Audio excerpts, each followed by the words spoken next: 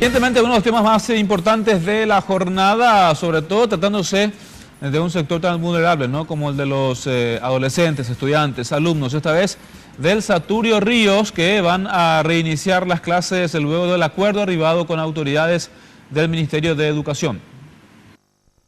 A 9 días de haber iniciado la medida de fuerza, finalmente con rostros de alegría y gritos de triunfo, alumnos y padres festejaban el acuerdo sellado con el MEC. Con mucho entusiasmo dijeron que sus reclamos por fin fueron escuchados. La reunión contó con la presencia del defensor del pueblo, que ofició de garante. Logramos llegar a los puntos que queríamos llegar en concreto y por fin se pudo, se logró. El estudiantado, digamos que ganó, logró el objetivo, logramos que se logre intervenir y ver la irregularidad que es nuestra institución y vamos por más. Manifestaron que seguían con la toma porque había puntos en la resolución que les generaba dudas, entre ellas quienes formarían parte del equipo interventor del local educativo. Y fue difícil, pero sí se pudo.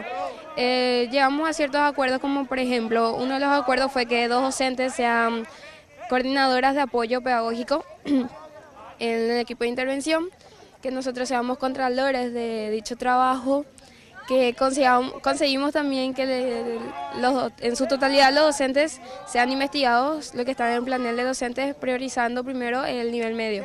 Luego, referente a la cooperadora escolar, conseguimos que sean investigados hasta llegar a una mejor transparencia y buen comunicamiento entre todos los estamentos. El viceministro de Educación, José Arce, señaló que en el acta de entendimiento quedaron plasmados todos los pedidos de los estudiantes.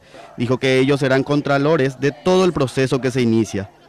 Pudimos desglosar las funciones de los miembros del equipo interventor, llegamos a un acuerdo también sobre todo lo referente a la Asociación de Cooperadoras Escolar, que ellos entendieron de que son una asociación autónoma, pero que va a tener el acompañamiento de la auditoría del Tribunal Superior de Justicia Electoral.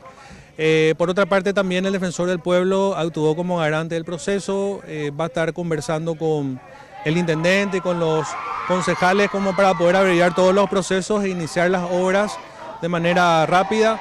Fundamentalmente también encarar desde una concepción de elaborar planes y proyectos para que los centros regionales nuevamente vuelvan a ser centros de referencia en materia de educación.